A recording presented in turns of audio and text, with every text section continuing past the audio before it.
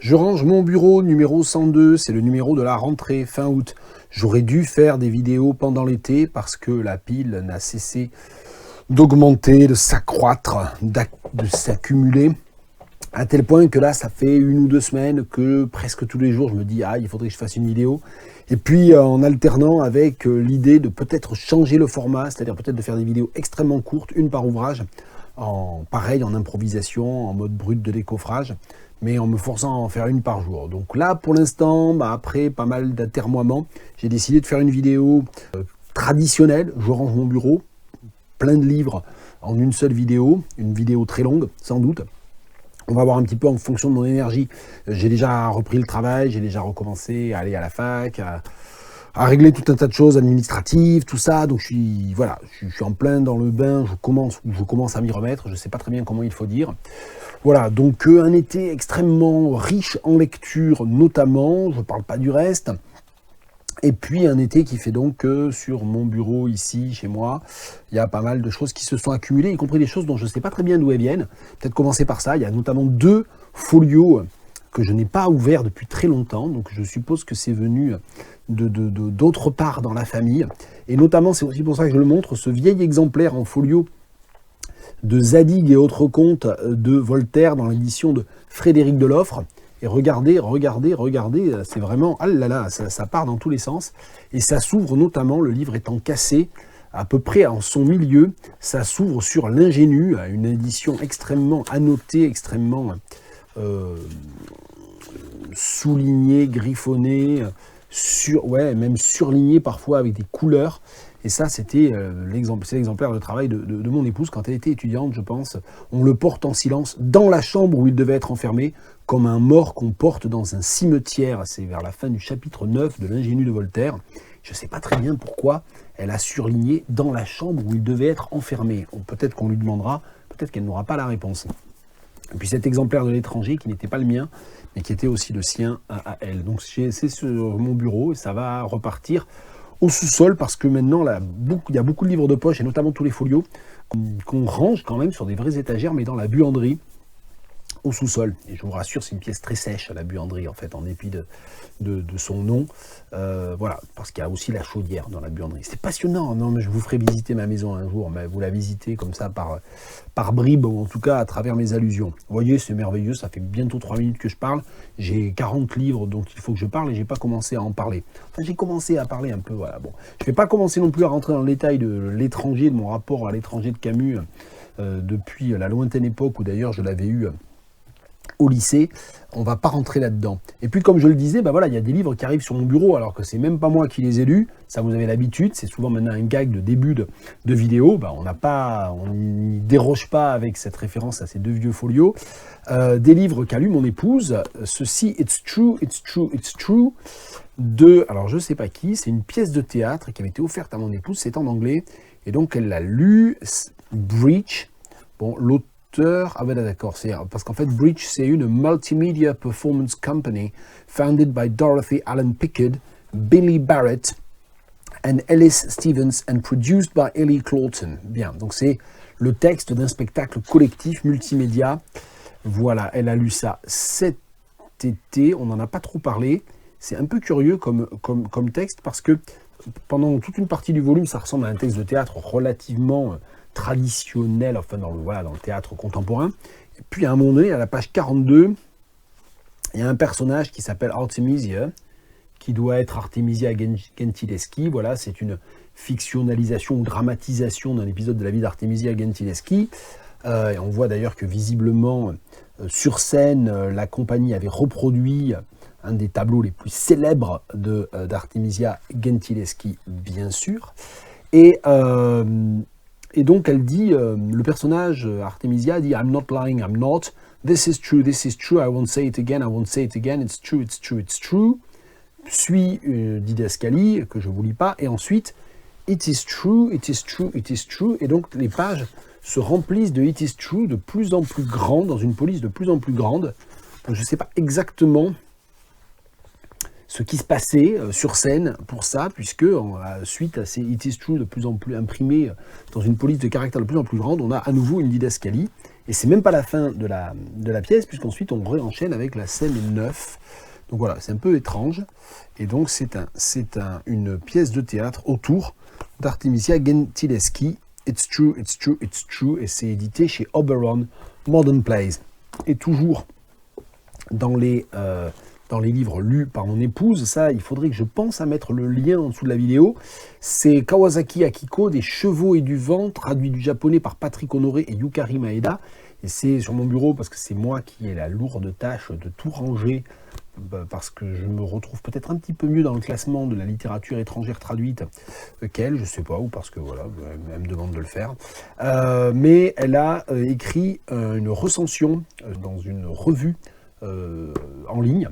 Voilà, je ne veux pas dire de bêtises, mais il y a oriental ou asiatique ou quelque chose comme ça dans le titre de la revue. Je suis en train de dire des bêtises. Je l'ai partagé il y a 2 jours, je crois, sur les réseaux sociaux, mais il faudrait que je pense à le mettre dans la description de la vidéo. Voilà. En attendant, je n'ai pas lu ce texte. Elle, oui, elle a même écrit une petite recension dessus. Des chevaux et du vent. Des livres que j'ai pas exactement relus, parce que je les connais déjà, mais que j'ai reparcourus, mais c'est surtout parce que je les ai achetés en Angleterre. Depuis la dernière vidéo, il y a bientôt 2 mois, eh bien effectivement, nous sommes allés une petite dizaine de jours en vacances en Angleterre, dans les Cotswolds, puis dans l'East Anglia. Moi, j'ai nettement préféré d'ailleurs l'East Anglia, notamment les paysages de Suffolk où nous sommes allés. Évidemment, un des très grands plaisirs qu'on peut avoir en Angleterre, c'est qu'il y a des second-hand bookshops, des librairies d'occasion, et notamment dans les charity shops. Il y en a partout, et c'est toujours super bien, j'allais dire achalandé, mais il ne faut pas dire ça, parce qu'achalandé, ça veut dire qu'il y a des clients, en fait. Bon, voilà, il y a un grand choix, souvent, et on trouve vraiment des merveilles absolument partout. Il y a même un exemple, il y a même un petit village, une bourgade, 1500 habitants, qui s'appelle Lavenham, qui est dans le Suffolk, et dans lequel il y a une second-hand bookshop à l'intérieur de l'église anglicane du village. Et là, on pourrait se dire, oui, voilà, c'est la second-hand bookshop d'une église, il ne doit pas y avoir grand-chose. Ben non, il y avait plein de rayons, très bien rangés, très bien répertoriés, catégorisés, avec des rubriques différentes. Ils vendaient même, ils mettaient en avant 50 Shades of Grey, enfin voilà, c'est les anglicans, c'est spécial, on va dire. Et même même là, j'ai trouvé des livres, voilà. Donc on en trouve partout. Et donc j'ai trouvé, et j'étais très content parce que c'est des livres sur lesquels j'ai beaucoup travaillé, mais j'ai travaillé sur les exemplaires de BU, et alors que ce sont des livres que je recommande très souvent, je ne les possédais pas et je les ai trouvés d'occasion, j'étais content. Les 2 très grands livres de Wangari Maathai, la prix Nobel de la paix 2004, qui a écrit notamment The Challenge for Africa, qui est un livre un peu général. Moi, j'ai tendance à dire que c'est un livre de sciences économiques et sociales, vraiment, au sens fort du terme. C'est un essai qui est déjà un peu daté par certains côtés. Enfin, il y a certains aspects qui méritent en tout cas d'être repensés ou d'être repris. Ça date de 2009, voilà. Cette édition est une édition de poche, c'est un texte vraiment fondamental, The Challenge for Africa de Wangari Maathai. Et puis, ça, son autobiographie, qui est passionnante, vraiment, Unbowed, dont il m'est arrivé plusieurs fois de faire des extraits, soit en traductologie, soit dans le cadre d'un cours de Master MEF, en fait, aussi, parce que j'avais monté tout un cours d'un seul séminaire, qui avait vocation à être ensuite didactisé pour préparer les étudiants à l'épreuve sur dossier de CAPES. Et donc ça m'est arrivé de prendre de constituer des dossiers à partir notamment d'extraits de Unbowed, qui est vraiment un texte fondamental, et je devrais le savoir, ou je l'ai su en tout cas, mais je l'ai oublié de toute évidence. Ces textes ont été traduits en français, c'est pas toujours le cas, mais Unbowed notamment, ça a été traduit, mais je sais plus comment, parce que Unbowed, ça veut dire littéralement qui ne se laisse pas dompter, hein. Unbowed, droite, c'est un peu droit dans ses bottes si vous voulez, mais pas du tout avec les connotations masculinistes et capitalistes de Juppé, au contraire, vraiment de la part de Wangari Maathai. Je sais plus comment ça a été traduit, mais c'est un truc comme ma vie avec les arbres ou quelque chose comme ça, enfin un titre pas extrêmement, peut-être vendeur, mais pas extrêmement pertinent, je trouve. Alors c'est amusant parce que comme c'est dans une second-hand bookshop, à l'intérieur de cet exemplaire de Unbowed, il y avait un article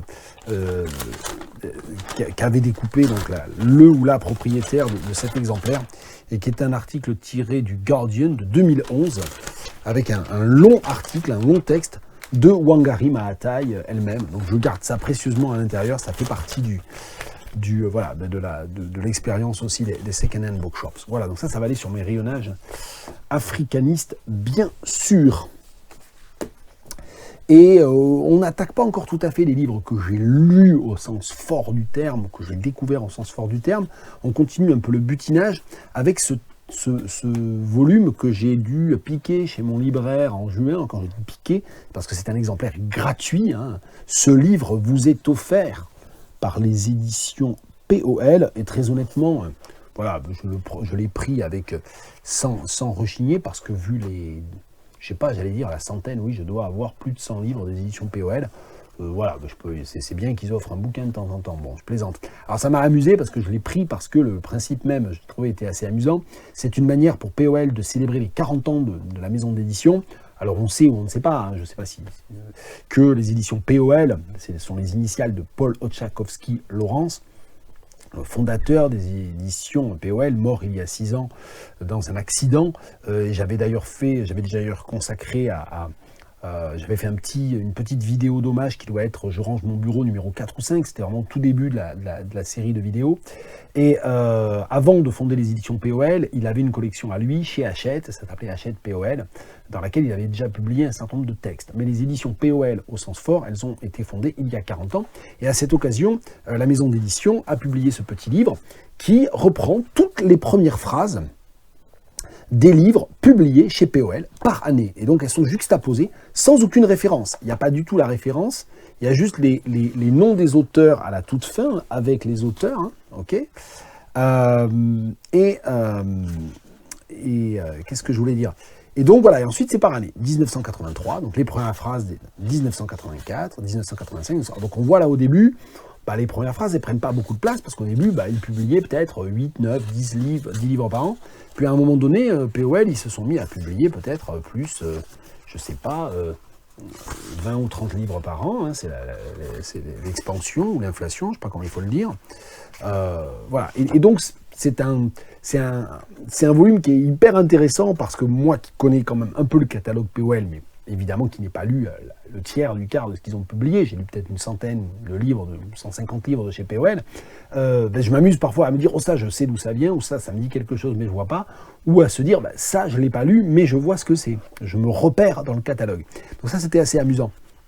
Je vous lirai tout à l'heure l'année 1987. Vous allez voir pourquoi l'année 1987. Pourquoi?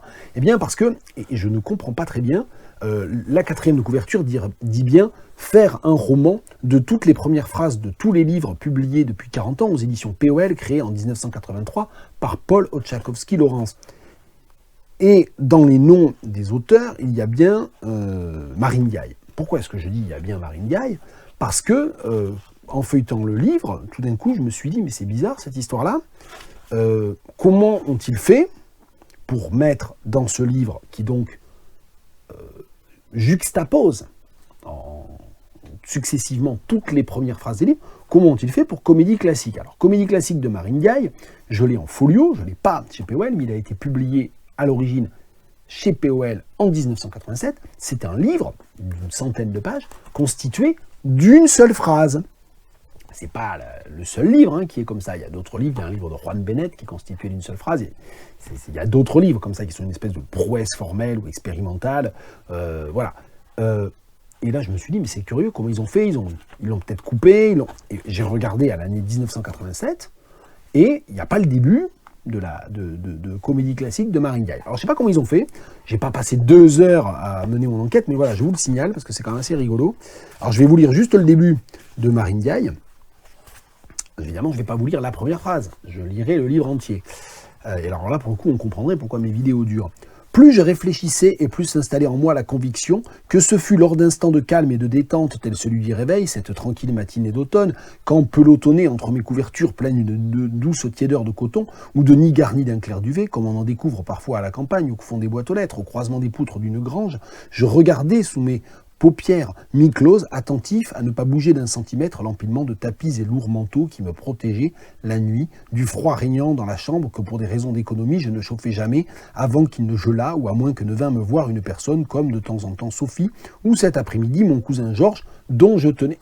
Je m'arrête parce que là on ne peut pas continuer. Vous avez vu que c'est une phrase unique et Marine Diaye, elle ne triche pas parce qu'il y a des écrivains qui font des phrases uniques avec énormément de juxtaposition en fait. Non, elle, c'est une phrase dont la syntaxe est extrêmement complexe, ce qu'on appelle l'hyper-hypotaxe, un emboîtement extrêmement complexe de subordonnées entre elles et de subordonnées de différents niveaux de subordination. Évidemment, comment ils font POL? Je vais vous lire l'année 1987 et vous verrez qu'il n'y a pas ça.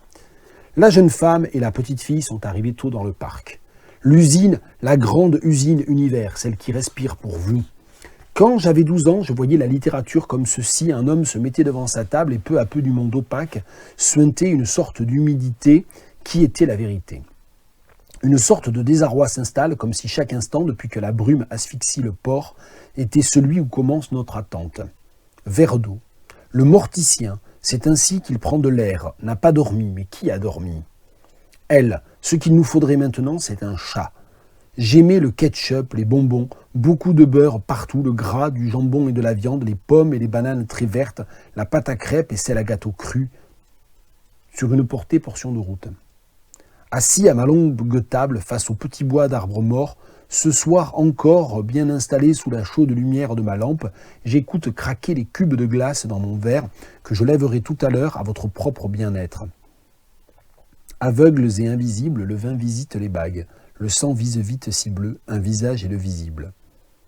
On ne voit que lui sur ce quai de métro désert, lui tout en noir, chaussures noires, impair noir, costume noir, cheveux noirs brillants, laquais goudronnés qui démarrent en pointe au milieu du front. En 1986, je serais resté 4 mois à Trouville de la mi-juin à la mi-octobre, plus que la durée de l'été. Jeanne imaginait souvent une femme qui regardait la mer. Nos lettres, monsieur, se sont donc croisées. En 1937, mon père tua un taureau dans un petit village du nord de l'Espagne. Ils doivent être là, depuis toujours étendus dans la pénombre d'une chambre. J'ai vécu pour me venger d'être. La première fois, je tiens Lola par la main, nous tournons le coin de la rue Prise d'Avenne. Une peine est pleine. Je ne sais pas combien de phrases je vous ai lues, une vingtaine peut-être, qui correspondent à la vingtaine de livres publiés aux éditions POL en 87, sauf Comédie classique, qui n'y est pas, qui est nulle part, qui est peut-être quelque part, je ne sais pas comment ils ont fait. Bon, c'est un peu l'énigme, c'est une énigme que je n'ai pas résolue. La première phrase, POL 1983-2023, est Comédie classique de Marine Diaye. Alors on attaque les livres que j'ai vraiment lus. Celui-là, le dernier livre écrit et publié de son vivant par Sergio González Rodríguez, écrivain mexicain, et publié par les éditions Ogre, de l'Ogre, je ne sais plus comment on dit, les éditions de l'Ogre, et traduit par l'excellent traducteur Guillaume Contré, qui d'habitude traduit surtout des textes argentins, et qui là donc a traduit ce texte de Sergio González Rodríguez. Alors Sergio González Rodríguez, je ne vais pas commencer à aller tout sortir dans ma bibliothèque, c'est un journaliste mexicain, mais c'est aussi un véritable écrivain qui a publié il y a une petite quinzaine d'années un livre fondamental, Des eaux dans le désert, qui a été traduit sous le titre Des eaux dans le désert. De mémoire, je ne peux pas vous citer le traducteur ou la traductrice, et qui était le livre extrêmement assez long quand même, ça devait faire 350-400 pages, très circonstancié de son enquête sur les disparus. Vous savez, les assassinés, les assassinats de femmes au Mexique.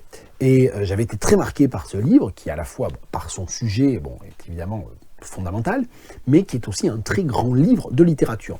Et donc là, j'ai attaqué les 43 d'Iguala, un peu dans cette perspective. Tiens, c'est quoi ce nouveau livre de Sergio González Rodríguez? Et je trouve qu'il est un peu fourre-tout, on s'y retrouve pas très bien. Il y a des fois, on ne sait pas très bien vers où il veut aller. C'est très bien traduit, c'est très bien édité par les éditions de l'Ogre. C'est un livre très agréable à lire matériellement, et qui, là, interroge un autre. Alors sachant que voilà, Sergio González Rodríguez, je ne sais pas si toute son œuvre est dédiée à ça, mais c'est un petit peu tous les scandales médiatico-politiques, tous les crimes, tous les assassinats, tous les trucs un peu mafieux étouffés par le gouvernement mexicain, avec la complicité de la CIA ou pas, dans un contexte de narcotrafic notamment, très, très important. Donc voilà, c'est vraiment, donc, de ce point de vue-là, c'est un peu dans la foulée des eaux dans le désert. Mais Moi, j'ai pas plus accroché que ça au livre, parce que je trouve qu'il part vraiment dans tous les sens. J'arrive même pas réellement à savoir ce qu'il cherche à dire, ou quelle est finalement son hypothèse de travail, si ce n'est à montrer les différentes pièces du dossier qui montrent, c'est l'argument vraiment du texte, et peut-être il n'y en a probablement pas d'autre, qui est que la version officielle ne tient pas. Et d'ailleurs, ça se termine par, en annexe, la version officielle et un certain nombre d'éléments avant les notes. Il y a un appareil de notes assez fourni, puisque pour un livre de moins de 200 pages, il y a plus de 20 pages de notes quand même. Voilà. Et donc voilà. Donc l'idée, c'est d'essayer de démontrer, ce qui s'est passé, mais surtout de démonter la version officielle. Voilà. Moi, je suis resté vraiment sur ma faim, voilà, par rapport à ça, parce que je m'attendais à quelque chose de plus complexe, de plus radical aussi peut-être. De plus littéraire peut-être. J'avais trouvé que Des eaux dans le désert était à la fois un livre extrêmement fort, extrêmement capital en tant qu'enquête, et que c'était un grand livre de littérature. Là, j'ai trouvé que c'était quand même un peu plus mineur. Bon, voilà, c'est comme ça, hein, on ne peut pas toujours être emballé. J'ai lu du Colette. Tiens, on va parler un peu de Colette. Alors ça, c'est Colette. Pourquoi ? Eh bien parce que, d'ailleurs celui-là, je ne vais pas le ranger, parce que c'est l'exemplaire de travail de mon épouse. Il y a plein de post-it partout. Pourquoi ? Parce que Sido suivi des Vrilles de la Vigne, alors c'est déjà un peu curieux, parce que Sido, c'est un texte de l'entre-deux-guerres, alors que les Vrilles de la Vigne, c'est un texte de 1908. Ça a été mis au programme du bac l'année dernière. Alors toujours pareil, dans le cadre d'une thématique au choix avec d'autres textes. Tous les élèves de première et tous les profs de première ne sont pas obligés de choisir ce texte de Colette, ce double texte, cet appariement un petit peu comme ça bancal de Sido et d'Evry de la Vigne, mais certains le font. Bon, voilà, mon épouse a choisi ce texte-là, donc elle a beaucoup travaillé sur Colette, et nous sommes allés à Saint-Sauveur-en-Puisée, pas la semaine dernière, mais la semaine d'avant, je crois, ça va faire... Ouais, ça fait une dizaine de jours, visiter la maison de Colette, puis le musée Colette. Et comme on partait pour 2 jours autour voilà, de ce projet, la maison de Colette, le musée Colette, ça faisait des mois et des mois que je me disais, quand même, il faudrait que tu lises ça, parce que j'avais jamais lu Sido. Donc j'ai lu Sido, puis j'ai lu Les Vrilles de la Vigne, juste avant qu'on aille à la maison de Colette. Et très honnêtement, c'est fondamental. C'est-à-dire que j'ai été extrêmement ému, j'ai trouvé la visite de la maison de Colette extrêmement intéressante, du musée aussi d'ailleurs. Aussi parce que je venais de lire Sido et que ça résonne. Enfin voilà, tout ce qu'elle raconte, tous les épisodes autobiographiques qu'elle raconte, tout le retour sur le souvenir, prennent vraiment un sens extrêmement fort dans la maison de Colette, puisque la maison de Colette, elle a été reconstituée, elle a changé de propriétaire à un moment donné, mais ils ont essayé de reconstituer au maximum, de manière à avoir l'ameublement, l'aménagement intérieur, etc., qui correspondent à tout ce qu'a écrit Colette. Dans Sido, bien sûr, mais aussi dans La maison de Claudine, que là, je n'ai pas lu. Donc c'était très bien, et j'étais très content de lire, de m'être forcé un peu à lire Sido et Les Vrilles de la Vigne. Il y a des textes très beaux aussi dans Les Vrilles de la Vigne, c'est un recueil que je trouve un petit peu disparate. Voilà, donc je fais pas l'article pendant 50 ans, mais c'est pour expliquer pourquoi il y a ça sur ma pile. Et le képi, que j'ai acheté à la maison de Colette, qui est un recueil de 4 nouvelles, je crois. À la boutique, on m'a mis un petit tampon, 150e anniversaire de la naissance de Colette, parce que oui, cette année, c'est le sesquicentennial, comme on dit en anglais, le 150enaire. Et donc, il y a 4 textes, Le Képi, Le Tendron et La Cire Verte et Armande. Et en fait, c'est vraiment la nouvelle titre que je trouve la plus réussie, qui est très intéressante en fait dans la manière dont ça dessine un personnage de femme comme ça qui renaît, qui s'était un peu enterré et puis qui finalement revit complètement, se métamorphose complètement à travers l'amour, une liaison assez fugitive quand même, quelques mois avec un homme beaucoup plus jeune. Et le portrait est très émouvant et très réussi. La Cire Verte aussi est très chouette, puis c'est un texte qui est autobiographique aussi, dont il avait été question lors de la visite de la maison de Colette, et c'est pour ça que j'ai voulu le lire. Alors vous remarquez que je lis, j'ai lu un petit peu autour de Maringa IPOL, vous remarquez que je lis très peu de textes à haute voix, parce que je veux faire descendre la pile, et je sais que dès que je commence à parler d'un livre, puis à faire une lecture, c'est peut-être bien, je sais pas, on peut aussi me dire en commentaire, oui, on aime bien quand tu lis, on peut même s'interroger, tiens, puisque je me disais, est-ce que je devrais faire des vidéos, peut-être 5 minutes, un seul livre, est-ce que éventuellement c'est un projet que vous préférez, ou est-ce qu'on continue à faire ces très longues vidéos? chapitrées, dans lesquelles vous pouvez redébiter en tranches, bien sûr, mais voilà, je ne sais pas. Voilà, donc c'est pour ça que je ne lis pas aujourd'hui, hein. Donc très peu, je ne vais pas lire tant que ça. Et je ne vais pas lire d'extrait de ce livre, Un singulier regard de Fernando Pessoa. Je ne sais pas très bien pourquoi j'ai acheté ce texte. Peut-être pour essayer de reprendre une autre, d'essayer de re-rentrer dans Pessoa différemment. Je ne vais pas raconter mon rapport avec Pessoa, ou en tout cas vraiment à grand trait. J'adorerais être un grand fan de Pessoa, et en fait, c'est pas le cas du tout. Pessoa, je l'ai beaucoup aimé parce que je l'ai découvert. Je suis entré dans Pessoa de manière un peu curieuse, mais c'était délibéré. Je savais que c'était un grand écrivain portugais avec les hétéronymes, etc. Quand j'avais à peu près 20 ans, et c'est dans les début des années 90, quand il y a eu un espèce d'énorme engouement pour Pessoa qui venait d'être un peu découvert, presque, en France. Il y avait plein de traductions, il y avait des œuvres complètes chez Bourgois qui sortaient, enfin, il y avait plein de choses qui se passaient autour de l'hétéronymie, donc je pense que si on cherche, je suppose qu'il y a dû y avoir des cahiers de Lerne Pessoa à ce moment-là. L'édition de la Pléiade qui a été lancée aussi à ce moment-là, et donc a fini par aboutir au tournant je pense à la bascule du millénaire, autour de 2000, je me souviens plus bien, je pourrais regarder, parce que le Pléiade des œuvres poétiques de Pessoa, avec les 4 hétéronymes, je les ai là en Pléiade derrière. Et en fait, je suis entré donc dans Pessoa. Je me suis interrompu dans une phrase, ça fait genre 1 minute. Si on faisait une transcription littérale de ces vidéos, on aboutirait à un truc vraiment complètement hallucinant, beaucoup plus que comédie classique de Marine Gaye. Oui, je disais donc, je suis entré dans Pessoa par ses textes en anglais, par ses poèmes en anglais, de Matt Fiddle, le violon fou, le violon enchanté, je ne sais plus comment ça a été traduit. C'est dans une autre pièce. Donc là, il y a le Pléiade, là, il y a ce livre que je viens d'acheter, que je viens de lire, et puis les poèmes, ils sont dans une autre pièce, là où on garde la bibliothèque de poésie. Peu importe. Donc je suis entré dans Pessoa par la poésie, en anglais, qui est une poésie très particulière, parce que c'est une poésie dérivative, un petit peu, c'est une poésie d'imitation de la poésie métaphysique anglaise, qui était une de mes grandes passions du début des années 90. Et puis après, j'ai essayé de lire un peu Pessoa, les textes plus connus, le livre de l'intranquillité et tout. Et en fait, je reste vraiment en dehors. On m'a offert le Pléiade il y a, je sais plus quand, il y a un moment. Et j'ai essayé de lire un petit peu. Et en fait, c'est pas une édition bilingue, il n'y a que les traductions, il n'y a pas le texte portugais. Je trouve ça un peu frustrant. Donc je suis jamais vraiment rentré dedans. Je trouve ça bien. Il y a des poèmes que je lis et que je trouve très beaux. Mais je me suis replongé d'ailleurs dedans après avoir lu ça. Je ne l'ai pas laissé sur le bureau, je l'ai rangé aussitôt, mais voilà, je reste toujours un peu sur ma faim. Donc j'ai acheté ce livre peut-être pour essayer de voir où j'en étais avec Pessoa. Et donc ce sont des textes, ce sont des extraits du journal de Pessoa, Un singulier regard, traduit du portugais par Françoise Lay, je crois que je l'ai déjà dit. Et il y a des pages, il y a ponctuellement des notations très très surprenantes, ou très marquantes, ou très belles. Mais voilà, globalement, ça reste pas une figure intellectuelle qui me transporte. J'arrive pas réellement à voir ce qu'il a contribué.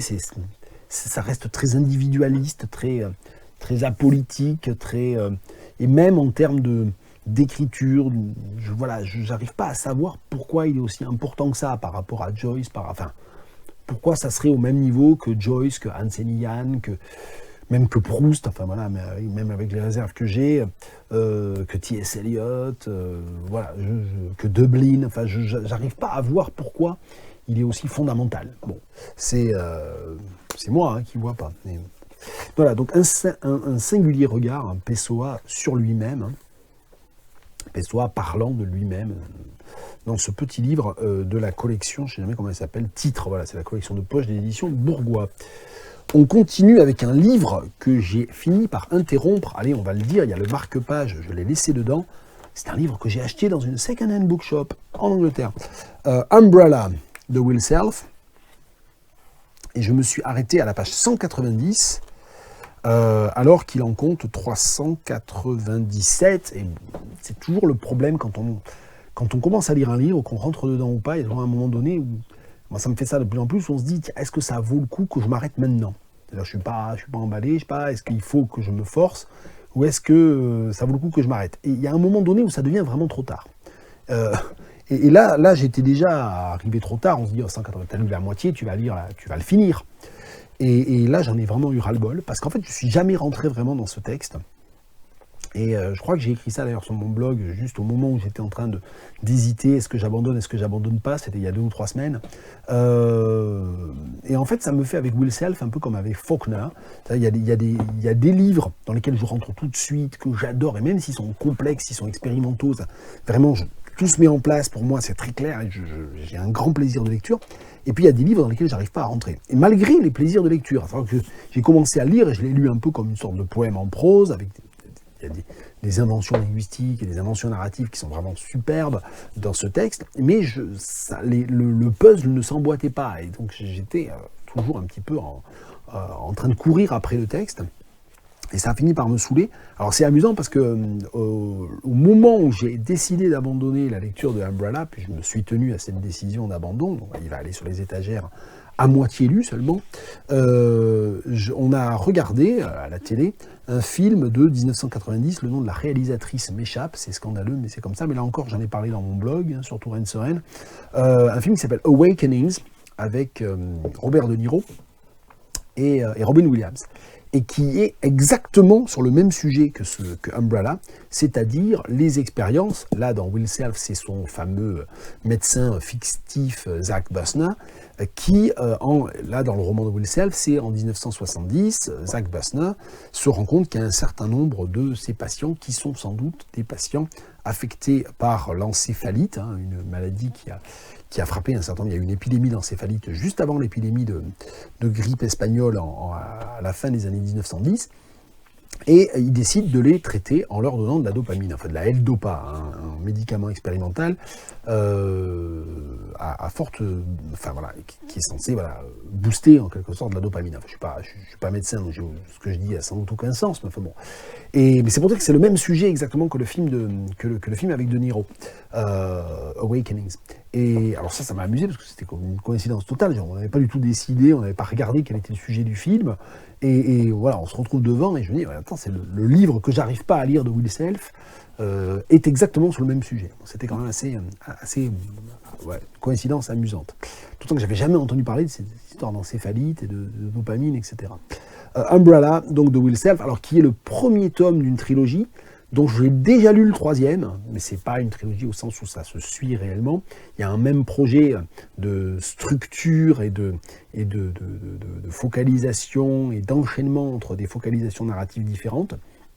Ce troisième livre que j'ai lu il y a 6 ou 7 mois, j'en ai parlé pas mal dans Je range mon bureau, c'est Faune. Et le deuxième que j'ai acheté en d'occasion, mais en France, je crois, il y a quelques temps, c'est Shark. Donc voilà, donc il me reste à essayer Shark. Et on va voir, le premier, j'ai pas réussi à le lire ou à le finir. Le troisième, je l'ai énormément aimé, alors qu'il est beaucoup plus long. Faune, ça va faire 600 pages. Reste l'énigme de Shark à suivre dans une prochaine vidéo. On continue avec Emmanuel Ruben, La ligne des glaces, qui est un roman dans lequel un diplomate qui doit être, faut pas que je dise bêtise, c'est un récit c'est un récit à la première personne d'un jeune homme qui se retrouve à être engagé dans une ambassade dans un pays du Grand Nord, aux confins de l'Europe, et qui a pour mission, mais c'est une mission un peu nébuleuse, de cartographier les frontières orientales de l'Europe afin de pouvoir légiférer et d'éviter de futurs conflits territoriaux. En fait, cette mission se révèle assez vite impossible, et donc le roman d'Emmanuel Ruben, il hésite en permanence entre cette écriture de la cartographie, cette écriture extrêmement géographique, et puis la vie, les sentiments de ce personnage. Alors, on sent dans ce texte, qui je crois est un des textes de jeunesse un peu d'Emmanuel Ruben, dont j'ai lu plusieurs autres livres, notamment Ice Color et Terminus Schengen, qui ont été publiés au Real Gard, dont j'ai parlé il y a déjà de nombreuses années, je pense, il y a déjà facilement 4 ou 5 ans. Et puis son livre, c'est horrible parce que je ne retrouve pas le titre dont j'ai parlé aussi, que j'avais beaucoup aimé, qui est dans laquelle il retrace un périple à vélo depuis l'embouchure du Danube jusqu'aux différentes sources du Danube, et qui est et qui est un très très beau livre, qui s'appelle Sur la route du Danube, hein, quelque chose comme ça, c'est scandaleux, j'ai vraiment une mémoire terrible. Et donc là, c'est un texte antérieur à ces différents textes-là, et je pense qu'il était beaucoup plus sous influence à l'époque, il cherchait peut-être encore sa voix, son écriture, etc. On sent vraiment une influence de Julien Gracq, des écrivains, peut-être de Chailloux aussi, des écrivains géographes, mais aussi de Sandrars, c'est-à-dire des écrivains bourlingueurs aussi. Et donc c'est un texte qui fait un peu les deux, c'est de la géographie bourlingante, hein, puis bon, il y a évidemment tout le côté être envoyé aux confins du monde un petit peu, dans une civilisation méconnue, etc. Là aussi, il y a un motif très, très gracchien, hein, très, très Julien Gracq aussi. Il le dit d'ailleurs hein, dans un passage de la page 129, « Je marche en pensant à mon atlas inachevé, ce qui me ramène à ma vocation manquée de géographe, vocation étant d'ailleurs un bien grand mot, puisque mon désir de devenir un jour géographe n'était qu'une toquade née d'une enfance passée sur le blanc des cartes à inventer des pays, des légendes. » Voilà, donc ça on ne peut pas résumer le livre à ça, mais c'est un passage qui dit des choses quand même par rapport à ça. Donc voilà, je suis un peu confus de sabrer un peu dans le vif ou d'aller un peu vite en besogne pour certains livres. Mais voilà, j'essaie de faire diminuer la pile qui quand même menace de s'effondrer sur moi. Je vous montre juste vite fait la pile des livres dont j'ai déjà parlé. Et il faut savoir que la pile des livres qui me menace, là, elle est 2 fois plus haute. Hein. Donc on continue. Avec Maud Martha. Maud Martha de Gwendolyn Brooks. Alors Gwendolyn Brooks, c'est une très grande poète. Ça a été je crois, la première poète lauréate afro-américaine, je ne sais plus quand d'ailleurs. Non, pas poète lauréate d'ailleurs, je dis des bêtises, à avoir eu le Pulitzer de poésie en je ne sais plus quand, en 50, enfin je sais plus, enfin ça remonte. Est-ce qu'il y a ça? Est-ce que la 4e de couverture va venir me sauver? Voilà, Annie Allen won the Pulitzer Prize in 1950, c'est ce que je disais, 1950, making Brooks the first ever black author to receive this award. Donc voilà, ça c'est une poète afro-américaine extrêmement importante. Allez lire Gwendolyn Brooks, et ça c'est son seul roman, et j'en ignorais l'existence, et c'est parce qu'il a été traduit récemment, et ça a été publié là tout récemment par Sabine Luynes, que j'ai eu l'idée d'aller, de me renseigner, d'aller voir. Je l'ai acheté en Angleterre d'ailleurs, celui-là je l'ai acheté neuf, parce qu'on peut aussi acheter des livres neufs, et donc je l'ai lu, et bon, j'ai pas été déçu, parce que c'est un texte qui appartient à ces textes un peu étranges, comme ça, un peu peut-être comme Enfance berlinoise de Benjamin, ou Kotik Letaïev d'Andrei Bieli, qui sont des textes, il y en aurait d'autres, hein, il y en a aussi, il y en a un certain nombre aussi dans la littérature de langue anglaise, hein, des textes qui sont des récits fragmentaires des expériences de l'enfance. C'est-à-dire qu'ils veulent surtout éviter d'être un récit d'enfance ou un roman de formation, etc., mais qui donnent quand même des espèces de coups de projecteur ou d'éclats, hein, si on utilise 2 métaphores différentes, autour de l'enfance, ici d'une protagoniste. Et c'est... alors voilà, il y a des choses très bien écrites. Et moi, j'ai l'impression de passer mon temps à dire ça ce soir. Voilà, j'ai beaucoup lu cet été, mais j'ai eu des vrais emballements. Peut-être d'ailleurs que j'en parle pas aujourd'hui, parce que je veux les garder pour des vidéos plus courtes, peut-être, des vidéos où j'aurai plus le temps, je prendrai plus le temps d'en parler.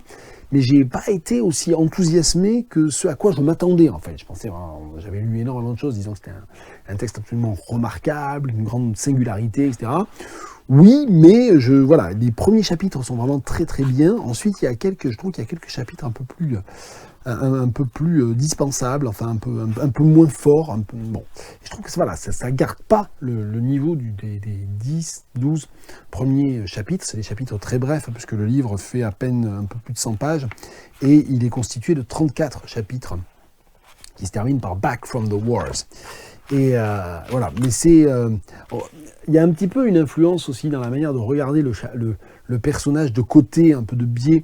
On retrouve des éléments qui sont peut-être ceux de Portrait of the Artist as a Young Man aussi, et puis l'influence certainement aussi de la prose de Gertrude Stein dans Maud Martha. Mais, alors évidemment, avec tout un contexte qui peut être, parce que là je suis en train de citer un certain nombre de références blanches, entre guillemets, là où ça rejoint des questions d'identité et de l'histoire, on va dire, des représentations afro-américaine, c'est que bien entendu, c'est un texte qui est contemporain des grands textes, je vérifie, oui, 1953, qui est contemporain ou presque des grands textes de Baldwin, et puis évidemment de Invisible Man aussi. Donc ça joue aussi dans cette dimension-là. Et puis c'est un texte qui est contemporain de Frantz Fanon. Et dans la question de l'invisibilité, de la perception de soi, alors ça le fait, elle le fait, Gwendolyn Brooks, en poète, et donc avec des touches qui sont des touches impressionnistes. Elle ne le fait pas de manière, avec la radicalité de ce que peut être l'essai de Fanon, Peau noire, masque blanc, mais voilà, c'est aussi traversé par tout ça. Donc c'est un texte extrêmement riche, hein, dont on peut considérer qu'il est à la croisée d'un très grand nombre de problèmes à la fois historiques, esthétiques, de représentation aussi. Bon, voilà. Mais j'ai trouvé qu'il y a quelques chapitres sur lesquels moi je décrochais un petit peu. Mais là encore, hein, je ne vais pas le dire à chaque fois, c'est peut-être moi. On continue, tiens, mais ça, celui-là, il est sur la pile parce que ma mère me l'a rendu, mais je ne compte pas spécialement vous en reparler. J'en ai beaucoup parlé déjà l'année dernière à plusieurs reprises. Boonjack de Patrice Ngannou, les aventures du chien philosophe, puisqu'il est sur la pile. On en profite pour faire juste une petite piqûre de rappel. C'est un peu comme un intermède, une intermission dans la vidéo. Lisez Boonjack de Ngannou, et puis lisez les livres de Patrice Ngannou de toute façon. Allez, sur la pile. Donc je reprends, après m'être interrompu, avec un texte, là aussi acheté en Angleterre, en second hand, mais un texte dont je connaissais l'existence depuis déjà pas mal de temps, la biographie de Saartjie Baartman par Rachel Holmes, et je fais exprès de dire d'abord le nom Saartjie Baartman avant de dire le titre, The Outdated Venus, puisqu'évidemment elle choisit d'intituler la biographie avec le surnom qui a été donné par les Européens racialistes qui avaient ce regard exoticisant, de fétichisation exotique et racialiste, la Vénus Hottentote, bien sûr. Et c'est une biographie extrêmement... alors à la fois extrêmement documentée, extrêmement précise, extrêmement factuelle, et qui est absolument passionnante, qui se lit très bien, qui est très bien écrite. Je ne sais pas du tout si ce texte a été traduit en français ou pas, mais c'est intéressant parce que ça permet de reprendre. Je connaissais un petit peu tout le contexte sur la scène scientifique et intellectuelle française, dont elle parle aussi, mais je ne connaissais vraiment de manière extrêmement superficielle et pour ainsi dire, je ne connaissais pas, en fait, j'ignorais tout ce qui s'était passé. Alors déjà, d'où venait Saartjie Baartman, puisqu'il y a le début, c'est une biographie, parle des raisons pour lesquelles Saartjie Baartman s'est retrouvé à être exilé, à arriver en Angleterre. Et puis, je ne connaissais pas très bien tout ce qui s'était passé en Angleterre, justement, et notamment à Londres. Et c'est très intéressant parce qu'on y retrouve Joseph Banks, qui était un des compagnons de voyage du premier voyage de Cook. Donc voilà, il y a un certain nombre de personnages qui jouent de figures, hein, c'est pas des personnages, de figures réelles, historiques, qui jouent plus ou moins tous et tous des rôles assez saumâtres et assez néfastes dans cette histoire-là. Hein. Bon, on le sait pour Cuvier et Saint-Hilaire, mais voilà, je n'avais pas trop en tête ce qui s'était passé à Londres. Et c'est donc vraiment absolument passionnant. Et c'est une biographie qui est une biographie, je le disais, qui est factuelle, qui est extrêmement documentée, mais qui, en quelque sorte, réhabilite Saartjie Baartman en tant qu'être humain, en tant que victime d'une fétichisation, victime aussi d'un complot financier, et puis en tant que victime d'un regard généralisé, racialiste / esclavagiste, au moment où bien sûr, l'esclavage avait du plomb dans l'aile, était devenu déjà interdit au Royaume-Uni, même si, de fait, il y avait des collusions qui faisaient qu'un très grand nombre de pratiques de l'esclavage continuaient à se faire sans aucune difficulté, en fait. Voilà, donc puis bon, ça parle aussi beaucoup de la construction d'une identité sud-africaine à l'orée du 19e siècle aussi. Donc non, c'était vraiment un livre passionnant. Rachel Holmes, The Life and Death of Saartjie Baartman. Oui, j'attire votre attention, d'ailleurs, je parlais du titre, qui va de soi, en quelque sorte. Mais le double sous-titre aussi qui est intéressant, The Life and Death of Saartjie Baartman, Born 1789, Buried 2002. Et évidemment, elle parle la restitution des restes de Saartjie Baartman et de la difficulté, du fait que la France a quand même vraiment traîné des pieds à restituer les restes de Saartjie Baartman, a fini par le faire, et donc il y a eu évidemment toute une commémoration avec un discours du président Thabo Mbeki à l'époque, etc. Et donc il y a aussi un chapitre qui est consacré à ça dans le livre de Rachel Holmes, un très beau livre. Et puis on peut continuer avec les livres. Tiens, voilà, on va continuer avec les livres qui m'ont laissé sur ma faim. Tiens, Glory de No Violet Bulawayo. Alors celui-là, c'est pas qui m'a laissé sur ma faim, c'est une vraie déception. Et je sais qu'il est sorti il n'y a pas très longtemps en français, je pourrais pas dire dans quelle traduction, mais il se trouve que No Violet Bulawayo, j'ai adoré son premier livre, 2013, We Need New Names, une sorte de roman composite ou de cycle de nouvelles, qui vraiment était le premier livre de cette écrivaine zimbabwéenne, et c'était vraiment extrêmement fort, très réussi, très bien écrit, très ironique aussi. Et donc, ça faisait un moment qu'on se disait, mais enfin, qu'est-ce qu'elle écrit. Puis donc, arrive ce gros pavé, un roman très attendu, et qui a été encensé. Alors, c'est peut-être moi qui comprend pas tout, mais j'ai trouvé ça extrêmement long, extrêmement lourd. Je trouve que c'est, en quelque sorte, c'est une sorte de satire politique qui ne se passe pas au Zimbabwe, mais en fait c'est extrêmement transparent que ça se passe au Zimbabwe. Moi j'ai vraiment du mal avec ça, c'est-à-dire j'ai vraiment du mal avec ces utopies complètement transparentes. C'est-à-dire à quoi ça sert de donner plein de noms, plus ou moins inventifs d'ailleurs, pour parler d'une situation politique extrêmement spécifique, qui est la situation de corruption politique, de confiscation du pouvoir démocratique au Zimbabwe au cours des 15-20 dernières années, dans la foulée évidemment d'une lutte pour l'indépendance et d'une lutte contre un régime raciste, celui de la Rhodésie.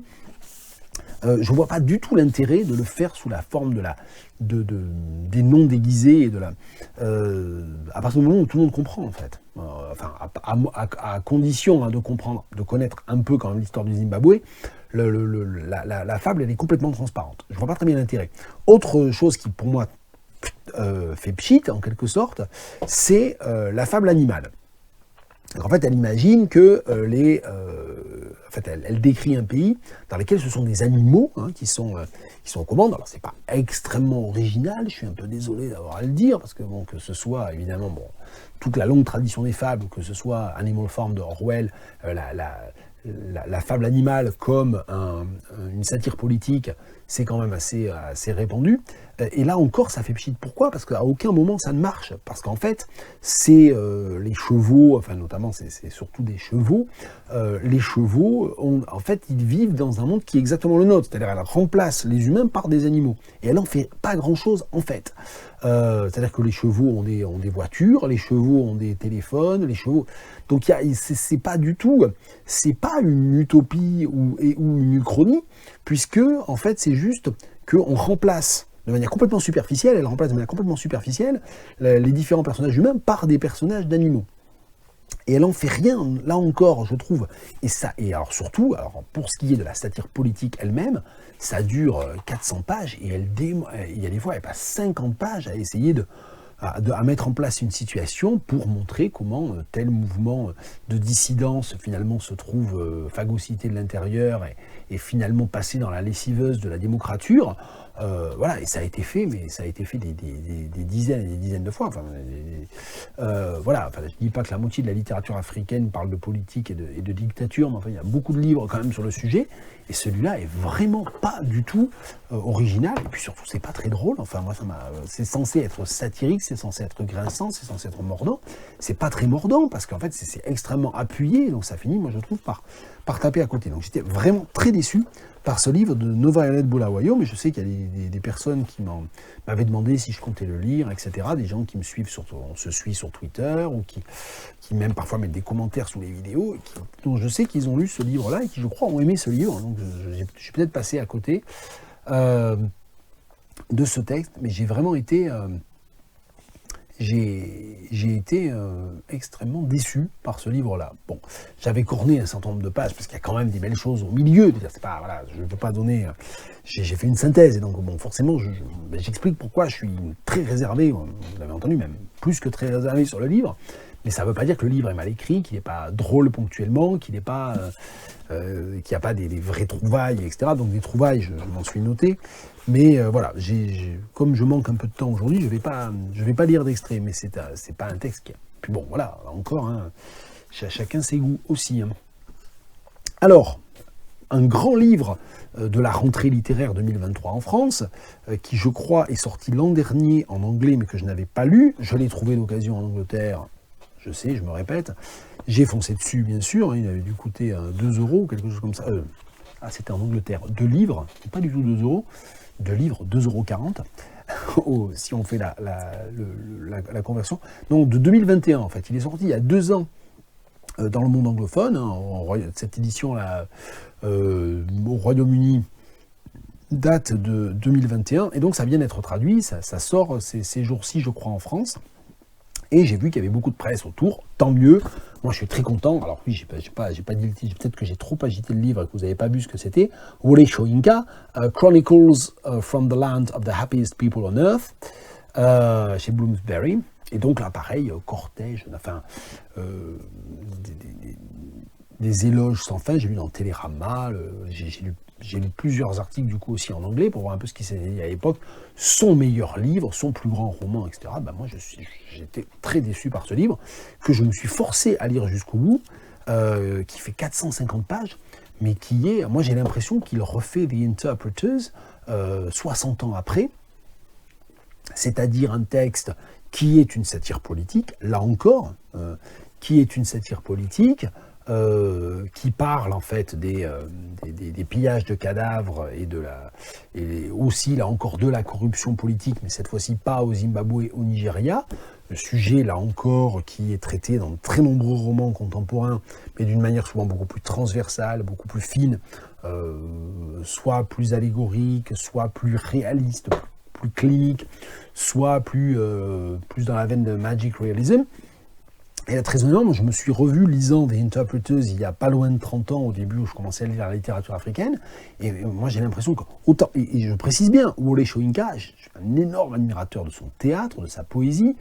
J'avais parlé l'an dernier d'un poème épique qu'il a écrit en l'honneur des jeunes filles enlevées et massacrées par Al-Qaïda, non. Parlé par un groupe terroriste islamiste qui sévit en Afrique de l'Ouest, et je connais que ça, et le nom ne me revient pas. Mais ça m'agace de ne pas le retrouver. Voilà, donc ce poème est magnifique, il est très beau, il n'est pas du tout semblable à ce qu'écrivait Soyinka comme poésie il y a 30 ou 40 ans. Donc je ne suis pas en train de faire une remarque sur Soyinka lui-même, mais ce texte de Soyinka, moi je le trouve extrêmement long, je le trouve très lourd dans sa démonstration, je trouve qu'il y a un très grand nombre de problèmes dans ce texte-là, c'est-à-dire qu'il ne représente que des personnages appartenant à l'élite, donc c'est que des personnages qui ont des professions, ce sont des gens qui sont riches, hein, qui ont un haut niveau de diplôme, qui sont très riches, qui sont proches des cercles du pouvoir, ou qui sont en froid avec le pouvoir. Alors là aussi, ça s'appelle pas le Nigeria, ça s'appelle pas le président, il maquille un peu, et il en fait pas grand-chose non plus. Donc un peu les mêmes remarques que pour nos Violet Bulawayo. Et surtout, voilà, il y a quasiment que des personnages masculins. Ils parlent en permanence entre eux de politique et de stratégie et d'orientation. Donc ça ne parle pas du terrorisme. Ça ne parle pas réellement dans le détail de la corruption, à part avec toute l'histoire qui n'est même pas traitée de manière extrêmement subtile, je trouve, moi, de la question du pillage des cadavres. Ça ne parle pas de changement climatique, ça ne parle pas de capitalisme, il n'y a aucun personnage féminin, enfin quasiment aucun personnage féminin, ça ne parle pas du tout de sexual politics, etc. Enfin, tout ça est absent du livre. Alors, il a tout à fait le droit de publier un livre comme ça, mais en ce moment, au Nigeria, il y a chaque année 10 livres qui sont beaucoup plus inventifs, beaucoup plus vibrants, beaucoup plus passionnants, qui sont même du point de vue purement romanesque, beaucoup plus intéressant à lire que ce texte de Soyinka. Donc moi, c'est pour Soyinka que je dis qu'il faut, c'est en l'honneur de Soyinka que je dis qu'il ne faut surtout pas dire c'est son chef-d'œuvre, c'est l'aboutissement d'une vie d'écrivain, c'est son meilleur texte, ce que je vois un peu partout, parce qu'après mon inquiétude, je me dis, il y a des gens qui n'ont jamais lu Soyinka, qui se disent, ah oui, un prix Nobel africain, quand même, il faudrait que j'ai lu ça, ils sont complètement extérieurs au truc, ils vont lire ça, qui vont dire, ah putain, ça c'est un bon livre, waouh. Donc voilà, donc surtout, si vous n'avez jamais lu Soyinka, ne lisez pas ce livre. Donc ni en anglais, moi je l'ai lu en entier pour vous, ni en français, peut-être que la traduction est très très bien, et je ne dis pas le contraire, mais il faut pas, si on n'a rien lu de Soyinka, c'est pas ça qu'il faut lire. Il faut lire quoi? Il faut lire son autobiographie, Ake, son autobiographie d'enfance, et puis il y a son autobiographie intellectuelle et politique, You Must Set Forth at Dawn. Il y a ses poèmes, il y a ses pièces de théâtre. Il y a certaines pièces de théâtre qui sont absolument géniales. Donc voilà, c'est pas les textes de Soyinka qui manquent. On peut vraiment lire de Soyinka sans aller s'infuser ça. Donc voilà, à éviter. Je déteste dire ça comme ça, mais bon, je suis obligé d'aller un peu dans le fond. Ça c'est de la poésie, on va le garder pour une spéciale poésie. Ouais. Ah ben là c'est bien, je vais finir en disant du bien quand même de certains livres, donc je suis content. Texte que j'ai acheté d'occasion en France au début de l'été, et que j'ai pas résisté à lire aussitôt, Joseph Anton de Salman Rushdie, un mémoire, énorme pavé, 630 pages, que je n'avais pas acheté à l'époque où il est sorti et que j'ai pas lu dans la foulée. Ça fait 11 ans déjà, 2012, et c'est le texte que Salman Rushdie a écrit pour revenir sur la douzaine d'années de la fatwa. Donc, c'est-à-dire comment la fatwa est arrivée et comment il a vécu pendant la fatwa. Et j'avais pas lu le texte à l'époque parce que j'avais plein d'autres choses à lire, tout ça. Bon, la vie est faite de ça, hein. Enfin, n'est faite que de ça, de livres dont on se dit, ah oui, ça, il faut le lire, et puis on le fait pas, et puis on se rend compte au bout de 10 ans, ah ben tiens, ça fait 10 ans que je veux lire ce livre, et c'est toujours pas fait. Donc là, ensuite, le hasard fait parfois bien les choses, on le trouve d'occasion, on se dit, non, mais là, je recule plus, on le lit, et on est très content de l'avoir lu, parce que c'est un très, très grand livre de Salman Rushdie. Et Rushdie, il m'arrive d'avoir, il y a certains textes que je trouve un petit peu faibles, parfois, de Rushdie. Celui-là est un très grand texte de Salman Rushdie. Alors, il le raconte à la troisième personne, hein, il parle de lui, en fait, à la troisième personne, si je me souviens bien. Parce qu'il parle de Joseph Anton. Et Joseph Anton, c'était son pseudonyme, c'était son alias, avec les services secrets et la police britannique, hein, puisqu'il lui avait dit, il faut qu'on parle de vous en ne parlant pas, en ne donnant pas votre nom, pour être sûr pour minimiser les risques de fuite. Et donc, Joseph Anton, c'est le pseudonyme qu'il a choisi. Pourquoi? À cause de Joseph Conrad et d'Anton Tchekhov. Et ça commence, par un prologue sur The First Blackbird, et ça commence par, évidemment, cette mise à distance, c'est lui à la troisième personne. Donc c'est Salman Rushdie qui raconte la vie de Salman Rushdie pendant la fatwa, donc de Joseph Anton, donc de quelqu'un qui est à l'extérieur. Il explique aussi comment il a réussi à survivre en ayant cette espèce d'extériorisation permanente. C'est très très beau. Afterwards, when the world was exploding around him and the lethal blackbirds were massing on the climbing frame in the school playground, he felt annoyed with himself for forgetting the name of the BBC reporter, a woman who had told him that his old life was over and a new, darker existence was about to begin. Je reprends, je me suis interrompu juste après vous avoir lu la première phrase. Tiens, on a parlé de la première phrase de POL, du livre de chez POL, la première phrase du livre de Rushdie, Joseph Anton, parce que j'ai vu que ça avait arrêté de filmer, je ne sais pas pourquoi. Alors je suis allé vider un petit peu des dossiers en me disant que peut-être c'est parce que j'avais plus assez de mémoire dans l'ordinateur. Bon, ça a l'air d'enregistrer, donc on peut recommencer. C'est un peu déroutant. Voilà, enfin tout ça pour dire, je ne vais pas là encore lire beaucoup, noter, là encore, il y a plein de pages que j'ai cornées pour... Pourquoi je corne des pages? C'est pour moi, bien sûr, hein, c'est pour pouvoir me replonger dedans, ou si dans 6 mois, dans 2 ans, je me souviens plus bien, je veux relire des... Enfin, voilà, c'est un peu mes morceaux choisis à moi au moment où je l'ai lu. C'est parfois aussi en vue de ces vidéos pour pouvoir... choisir le passage que je vais vous lire. Mais bon, voilà. Donc là, aujourd'hui, je vais rien vous lire, puis des extraits de Joseph Anton, il doit y en avoir partout sur le web. Mais voilà, c'est pour dire qu'en tout cas, voilà, ça, c'était une lecture extrêmement satisfaisante. Je ne veux pas quand même faire du je range mon bureau à coups de marteau et vous après avoir dégommé le roman de Violet Bulawayo, le livre de Soyinka, dire que j'avais pas réussi à finir Umbrella the Will Self, dire non, quand même, je suis encore capable de lire des livres, ça me rassure, de lire des livres et des très longs livres et d'avoir des vrais enthousiasmes de lecture. Il y en avait d'autres aujourd'hui. Maud Martha, Colette, je vous ai parlé de Wangari Maathai, bon ça c'est un enthousiasme plus ancien quand même, mais voilà. Donc Rushdie, Joseph Hampton, et puis la pile va me tomber dessus, la pile de... Bref. Avec Dorothée Elmega, Sucre, journal d'une recherche, roman traduit par Camille Lucher et Marina Skalova. Camille Lucher, c'est une traductrice dont j'ai déjà lu plusieurs traductions. Et donc là, c'est en partie pour ça que j'ai acheté le livre. C'est pour ça que je le dis aussi, c'est qu'il n'y a peut-être pas grand monde qui travaille comme ça, qui achète comme ça ou qui s'intéresse à des textes comme ça, mais moi je lis des textes à cause du traducteur ou de la traductrice. C'est le cas pour Camille Luchard, qui a notamment traduit des livres de Arnaud Kamenich, qui est un écrivain en Suisse aussi que j'aime beaucoup. Et voilà, et donc c'est une très bonne traductrice. Et donc ce texte de Dorothée Elmega, qui se présente comme un roman, qui est sous-titré, enfin qui est présenté comme un roman, donc qui vient de paraître aux éditions Zoé, en allemand Aus der Zuckerfabrik, extrait de l'usine à sucre, de la sucrerie, donc traduit comme Sucre, journal d'une recherche. Évidemment, c'est fabrique au sens d'usine, mais au sens d'atelier. C'est ça que les traductrices reprennent dans ce choix d'une traduction Aus der Zuckerfabrik comme journal d'une recherche. Et c'est un texte donc c'est un texte qui part un peu dans tous les sens, mais qui est vraiment passionnant et qui pour le coup a une vraie forme, une vraie expérimentation.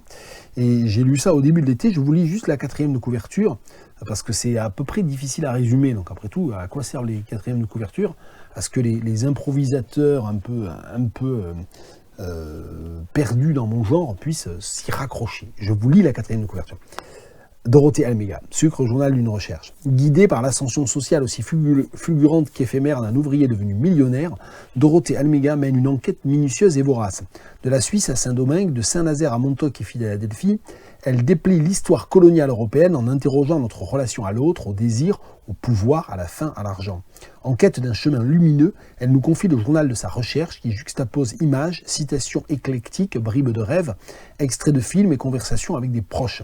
Le lecteur, grisé, ressort de cette essai-fiction avec un regard sur le monde plus intuitif et plus attentif. J'aime pas du tout cette dernière phrase dans la 4e de couverture. J'aime pas qu'on me dise forcément que le lecteur grisé ressort de cette essai-fiction. C'est comme si on nous interdisait d'emblée déjà de ne pas être grisé, de ne pas ressortir avec un regard plus intuitif et plus attentif sur le monde. Je ne sais même pas ce que ça veut dire, un regard plus intuitif et plus attentif sur le monde. La dernière phrase, elle est vraiment à jeter. Bon, je ne pense pas que les éditions Zoé passeront par là, mais c'est mon avis et je le partage. Et donc c'est un texte qui mélange comme ça des espèces de fragments, qui parcourt des histoires, qui interroge toute cette question de l'histoire coloniale du sucre et de ce qu'on appelle les cash crops, donc en l'occurrence ici la cash crop du sucre. Et bon voilà, donc c'est des thématiques que je connais bien, sur lesquelles je travaille aussi, que je rencontre assez souvent.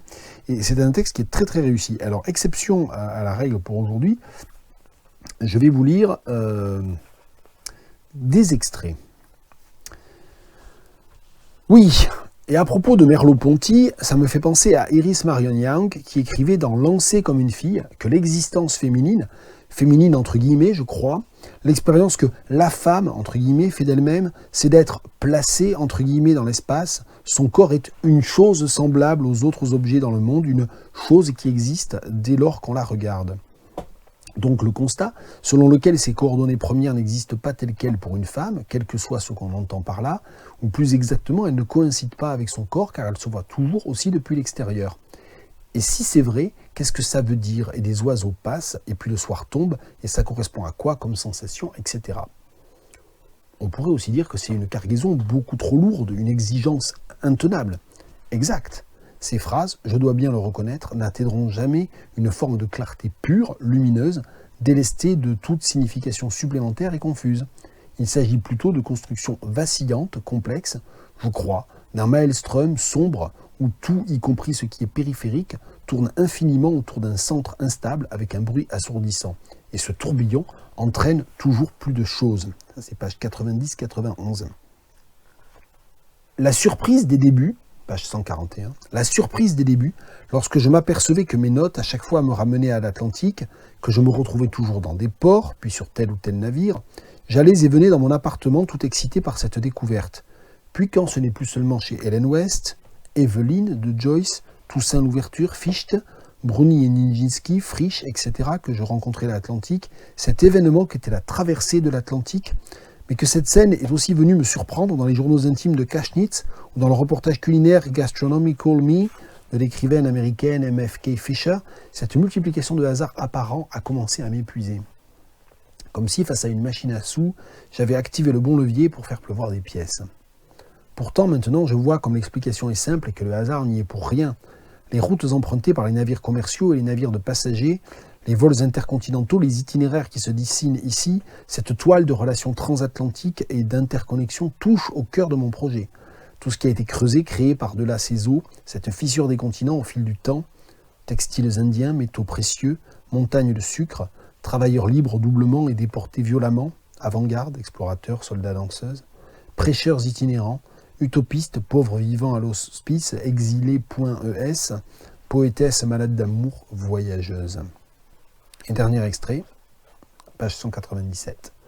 Alors que je reviens pour la 100e fois à cet endroit, cette vaste place où je dépose tout ce que je trouve, mon chantier, j'aperçois d'abord le travailleur haïtien endormi à l'ombre d'un if, taillé dans la forme d'un pain de sucre.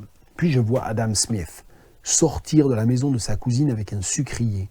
Et puis des îles de sucre, des montagnes de sucre. Je vois Mars Plaisir en sculpture, le visage déformé par toutes sortes de choses. La gare de Versailles-Chantier, la calèche de Wakefield, le bateau de croisière Harmony of the Seas de la Royal Caribbean Cruise Line. Sucre, journal d'une recherche, chez Zoé, Dorothée Almega, traduit par Camille Lucher et Marina Skalova. Une lecture plus légère, rapide aussi, mais toujours extrêmement savoureux. Je dis toujours, il y a un ou deux livres de lui que j'aime pas trop, mais Bill Bryson, Notes from a Small Island, là encore, trouvé en... Puis si j'avais voulu en acheter 5 ou 6 exemplaires dans 5 ou 6 bookshops différentes, j'aurais pu. Ça s'est beaucoup vendu comme livre, et ça s'est beaucoup, évidemment, retrouvé dans les vides-greniers, et ça se retrouve beaucoup dans les charity shops, dans les bouquinistes, chez les bouquinistes.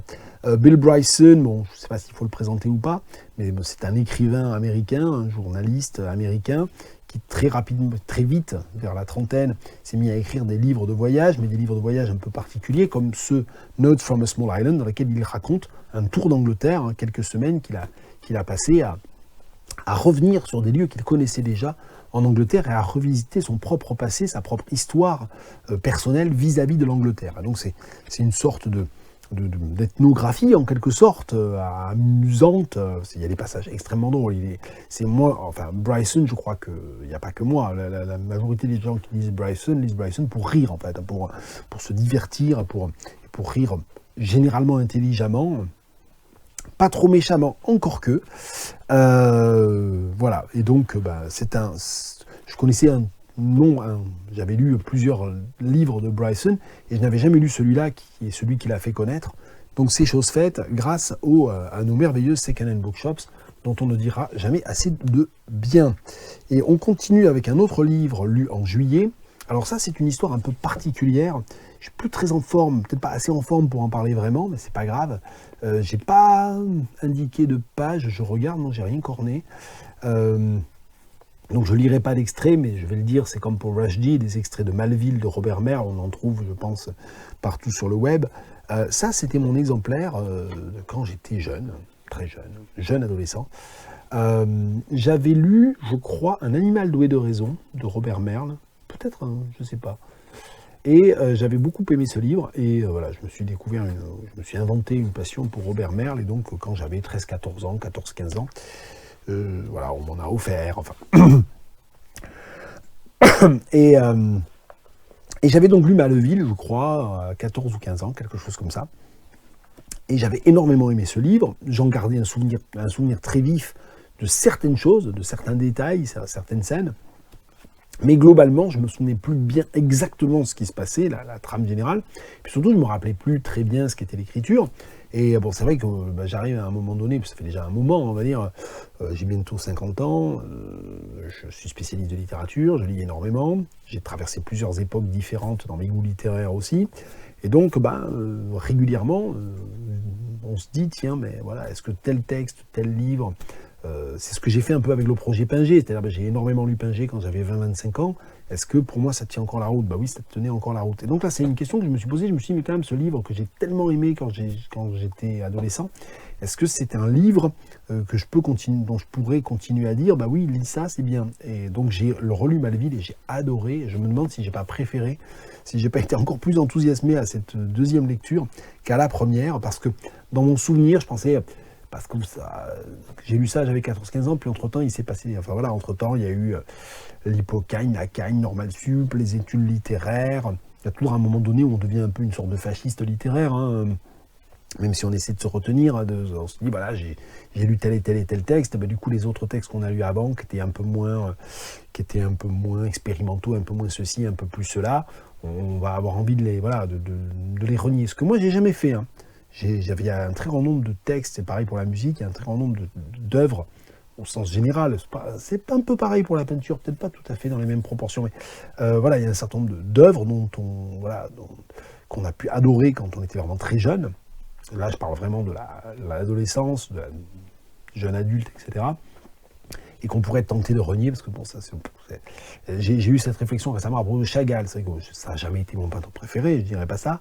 Mais c'est vrai que je suis plus du tout ému ou enthousiasmé par Chagall comme j'ai pu l'être après avoir vu la grande expo, là, je sais pas, j'avais 20 ans, quelque chose comme ça. Et puis c'est pareil, quand j'étais jeune adolescent, j'ai eu une période Dali, tout le monde a une période Dali. C'est vrai que maintenant, je trouve ça irregardable, en fait, la peinture de Dali. Donc voilà, donc ce genre d'interrogation qui fait que je me suis dit, mais enfin quand même, t'as lu pas mal de livres de Robert Merle quand t'étais adolescent, t'en as plus jamais lu depuis. Qu'est-ce que c'est? Voilà, je peux le dire, Maleville, c'est un très très beau et un très grand roman, alors qui n'est pas sans poser un certain nombre de questions sur le regard masculin, sur un certain nombre Alors ça interroge le sexisme, mais ça l'interroge d'un point de vue qui est quand même un point de vue hyper sexiste aussi, hein. Donc voilà, je veux quand même mettre 2-3 trigger warnings, c'est pas un livre dont l'idéologie peut-être est entièrement... approuvable ou recommandable. C'est pas non plus un livre choquant. Il n'y a rien non plus de scandaleux idéologiquement derrière. Mais c'est un livre magnifique. Enfin, c'est une histoire vraiment magnifique, hein. Ça raconte l'histoire d'un petit groupe de survivants après une dévastation atomique, hein, après qu'une catastrophe atomique a dévasté probablement toute la planète, a détruit absolument toute l'industrie, toute la modernité, toutes les télécommunications, enfin tout est détruit. Et grosso modo, ce groupe de survivants, mais qui va progressivement découvrir qu'il y a d'autres groupes de survivants un peu partout quand même, mais c'est des espèces de poches. C'est-à-dire que très probablement, la France, qui comptait 40 millions d'habitants ou quelque chose comme ça à l'époque, et sans doute a eu 95% de sa population décimée. Donc il y a comme ça des espèces de micro-poches, et se retrouve dans une situation qui est plus ou moins celle du Moyen-Âge, en termes technologiques. Et va donc devoir s'organiser d'une manière féodale, mais avec quand même les acquis philosophiques, esthétiques et les connaissances, y compris scientifiques, développées du Moyen-Âge jusqu'à la fin du XXe siècle. Et puis surtout avec cette conscience très forte de plusieurs personnages que la science a fini par conduire, ou l'hypertechnologisation a fini par conduire à cette catastrophe atomique. Et donc voilà, c'est vraiment le sujet du livre, et c'est un gros bouquin aussi, hein, ça fait 630 pages là, dans l'édition Folio, mais c'est vraiment extrêmement, c'est très beau, enfin il y a des choses vraiment magnifiques. Voilà, donc c'était un peu la bonne surprise du début de l'été. J'ai lu ça en juillet, j'ai fini de le lire, il me restait 100 pages, donc je l'ai embarqué dans mes bagages en Angleterre, donc j'ai fini de le lire en Angleterre, et c'était vraiment la très bonne surprise du début de l'été, c'est que voilà, on ne change pas tant que ça, heureusement on a pu, ça m'arrive d'entendre d'écouter des chansons que j'adorais quand j'avais 8 ans, de me dire, mais en fait non, peut-être que j'ai mauvais goût, mais j'accepte, enfin, mon mauvais goût est le même 40 ans après. Moi je trouve ça bien d'évoluer, je trouve ça bien de changer d'avis, mais c'est bien aussi de temps en temps de se rendre compte que non, il y a quelque chose qu'on a pu adorer il y a 40 ans et qu'on aime encore, qu'on apprécie encore, et Et avec d'autres expériences, avec un autre bagage, avec d'autres connaissances, on aime encore ce texte-là. Et donc voilà, Maleville de Robert Merle. La pile est vraiment dangereuse. Ça, c'est un texte que j'ai dû acheter chez un bouquiniste en France peu avant l'été. Dame en rouge sur fond gris de Delibes. Delibes, c'est un auteur dont j'ai énormément aimé, notamment L'Hérétique, qui est un très très grand roman. Et j'avais beaucoup aimé aussi Le Fou, qui était un très beau livre aussi. Ah oui, si, absolument, oui, tout à fait. Tout à fait, ouais. Ouais, non, j'ai bien aimé ce livre, en fait. Bon. Tout d'un coup, j'ai eu un trou. Mais je lis beaucoup. Mon épouse, justement, me dit que je lis trop et que c'est normal que je lis mal. Si je lis autant, c'est que je lis mal, que je lis pas bien et que c'est normal que parfois je me rappelle plus trop de ce que j'ai lu ou que je confonde les choses. Mais non, c'est un assez beau livre, en fait. C'est traduit de l'espagnol par Dominique Blanc. Je sais déjà plus si je l'ai dit ou pas. Le lendemain matin, pendant que nous déjeunions, j'ai découvert que son visage était asymétrique. J'ai baissé les yeux, croyant qu'il s'agissait d'une hallucination, mais quand je les ai relevés, la vision s'est confirmée, ce n'était pas une hallucination. Son œil droit clignait alors que le gauche demeurait immobile, vide, insondable. Le même déséquilibre affectait la bouche, alors que la commissure droite souriait, la gauche s'affaissait en un signe de gravité. J'ai voulu me raccrocher à sa moitié vivante, mais la peur s'était installée en moi. La tasse de thé tremblait dans ma main et mon estomac durcissait comme du ciment. Quelque chose ne va pas. Elle me parlait avec le côté droit de la bouche et moi je captais ses paroles avec mon oreille gauche, pendant que son œil noir exorbité me regardait fixement sans la moindre pitié.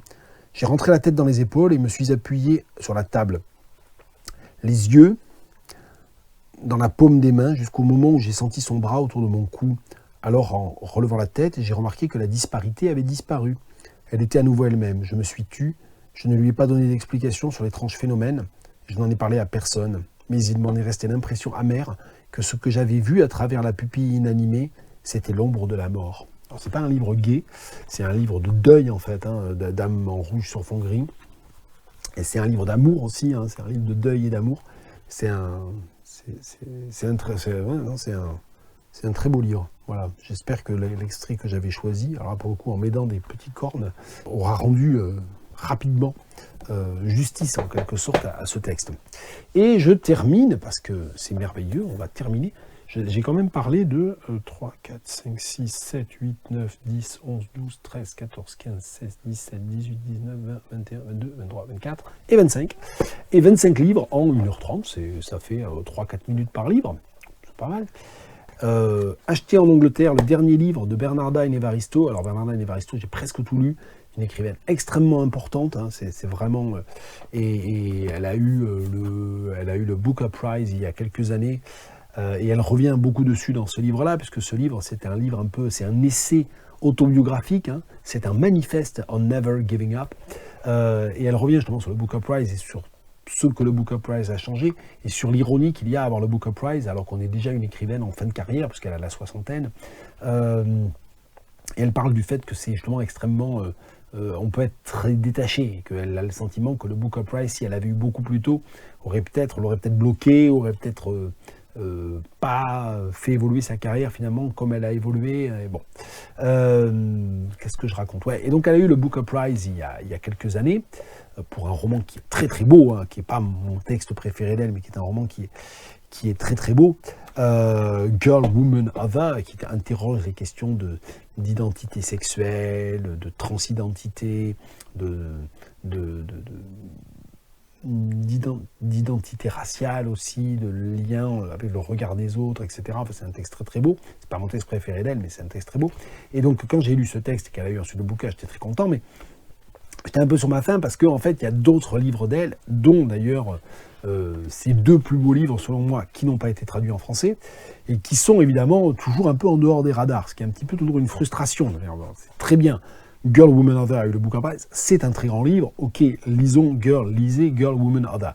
Mais, c'est vrai que moi j'adore The Emperor's Babe et Lara, et vraiment mon livre préféré d'elle c'est The Emperor's Babe, qui est son troisième livre, et c'est un roman en vers, extraordinaire, vraiment, qui est un roman en vers qui se passe dans l'Angleterre romaine, au 2e ou 3e siècle après Jésus-Christ.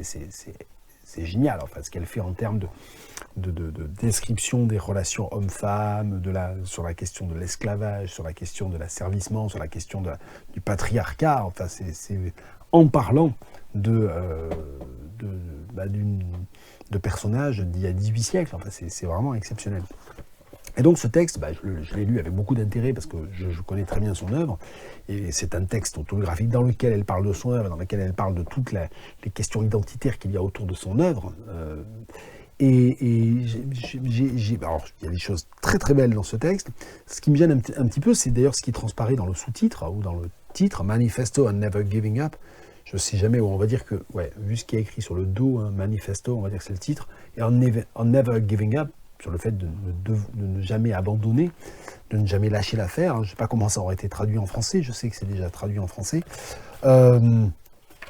C'est justement ça, voilà, c'est bien le sous-titre, on le voit avec la page de faux titre.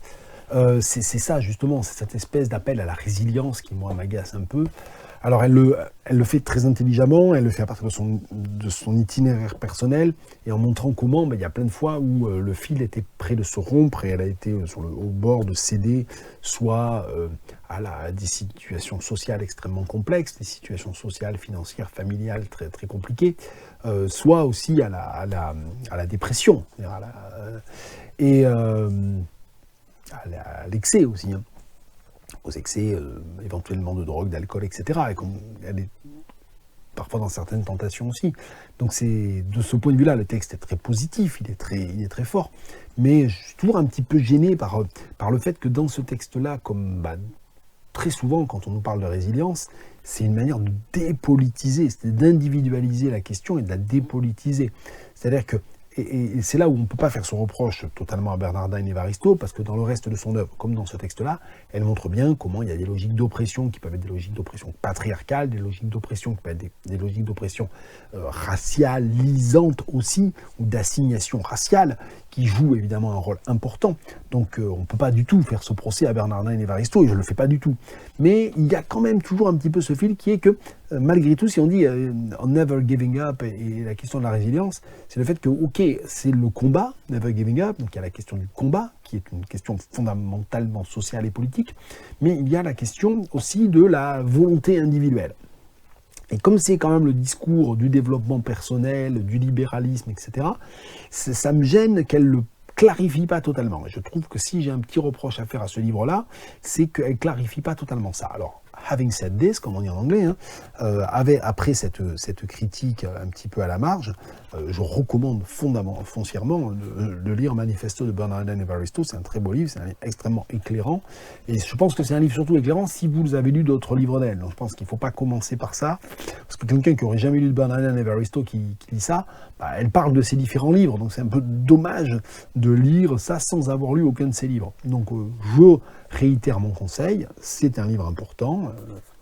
Voilà, il est à mettre quelque part dans un coin de son esprit, sur les listes de livres à acheter, de livres à recommander, dans les bibliographies. Ok, pas de problème, Manifesto de Bernardin Evaristo. Mais, si vous n'avez jamais lu de Bernardin Evaristo, The Emperor's Babe, Lara, Girl, Woman, Other, et puis bon, il y a d'autres livres, vraiment très, très, très chouettes d'elle, mais moi j'étais un peu déçu par Blonde Roots, je suis pas fou de Blonde Roots. Mr. Loverman est plus intéressant, je trouve, dans la question de l'identité afro-antillaise, mais bon, voilà, on va dire si je dois donner vraiment deux livres, Girl, Woman, Other, parce que tout le monde, c'est celui que beaucoup de gens ont lu, donc c'est important aussi en tant que référence commune, c'est celui qui a eu le Booker Prize.